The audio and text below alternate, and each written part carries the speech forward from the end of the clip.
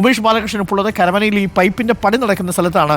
ഉമേഷ്, ഈ ട്രാവലർ പറയുന്നത് ലീക്കായ വാൽവ് പൊതുജനങ്ങൾക്കൊന്ന് കാണിച്ചു കൊടുക്കാമോ? ഈ യഥാർത്ഥത്തിൽ പറയുന്നത് ശരിയാണോ എന്നൊന്ന് അറിയാമോ എന്നുള്ളതാണ്.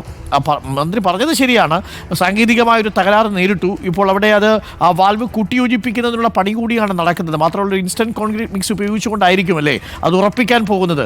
ശരിക്കും ലീക്ക് ചെയ്തു എന്നുള്ളത് വാസ്തവമാണ്. പക്ഷേ ഒരു ജാഗ്രതയും തയ്യാറെടുപ്പും വേണമായിരുന്നു, ഒരു ബദൽ സംവിധാനം അല്ലേ ഉമേഷ്? തീർച്ചയായും നമ്മൾ ഈ ലീക്കായ വാൽവാണ് ഇപ്പോൾ എടുത്തു മാറ്റുന്നത്, JCBയിൽ എടുത്തു മാറ്റുന്നത്.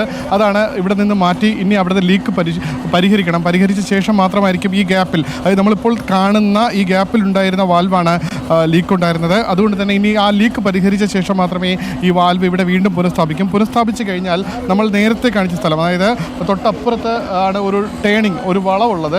ആ വളവുള്ള ഭാഗത്തേക്ക് വെള്ളം പൈപ്പുകൾ വീണ്ടും കൂട്ടിയോജിപ്പിച്ച് കഴിഞ്ഞാൽ ഇവിടുത്തെ ഈ മേഖലയിലെ ജോലി തീർന്നു എന്ന് പറയാം.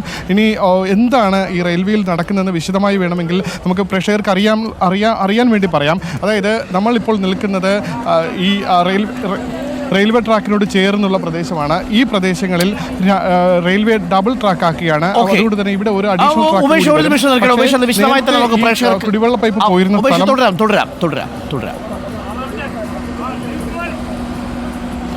അതായത് ഈ റെയിൽവേ ട്രാക്കിനോട് ചേർന്ന് വീണ്ടും ട്രാക്ക് വൈഡനിങ്ങിൻ്റെ ഭാഗമായി 2 ട്രാക്ക് കൂടി വരുന്ന സാഹചര്യത്തിൽ നേരത്തെ പൈപ്പ് പോയിരുന്നത് ഇപ്പോൾ നമ്മൾ കാണുന്നതിന് ഏകദേശം ഒരു 4 മീറ്റർ റെയിൽവേ ട്രാക്കിനോട് അടുത്താണ്. അങ്ങനെയാണെങ്കിൽ റെയിൽവേ ട്രാക്ക് പോകുന്നത് ഈ കുടിവെള്ള പൈപ്പിൻ്റെ മുകളിലൂടെ ആയിരിക്കുമായിരുന്നു. അതുകൊണ്ടാണ് വൈഡനിങ്ങിൻ്റെ ഭാഗമായി ഈ പൈപ്പെല്ലാം കുറച്ച് ഇങ്ങോട്ട്, അതായത് ഏകദേശം 4-5 മീറ്റർ ലെഫ്റ്റിലേക്ക് നീക്കാൻ തീരുമാനിച്ചത്. അങ്ങനെയുള്ള ജോലികളാണ് ഇവിടെ ചെയ്തിരുന്നത്. അത് ലെഫ്റ്റിലേക്ക് നീക്കുകയും ചെയ്തു. ഇത് 2 സ്ഥലത്താണ് ചെയ്യുന്നത്. ഞാനിപ്പോൾ നിൽക്കുന്നത് മാറനല്ലൂർ എന്ന സ്ഥലത്താണ്. തൊട്ടപ്പുറത്ത് മറ്റൊരു സ്ഥലത്തും, അതായത് ഈ വൈഡനിങ് സമാനമായി വരുന്ന ഏകദേശം ഒരു 1/2 കിലോമീറ്റർ മാറിയ ഒരു സ്ഥലത്തും സമാനമായ ജോലി നടക്കുന്നുണ്ട്. എന്നാൽ അവിടെ ജോലികളെല്ലാം കൃത്യമായി പൂർത്തീകരിച്ചു. ഇനി ഇവിടെയുള്ള ജോലിയാണ് ഇന്നലെ രാത്രി ഇവിടെ അപ്രതീക്ഷിതമായ ഒരു ലീക്ക്. നമ്മൾ ഈ നേരത്തെ കണ്ട, ഇപ്പോൾ നമ്മൾ ദൃശ്യങ്ങളിൽ കാണിക്കുന്ന ഭാഗമാണ് ആ വാൽവ് എന്ന് പറയുന്നത്.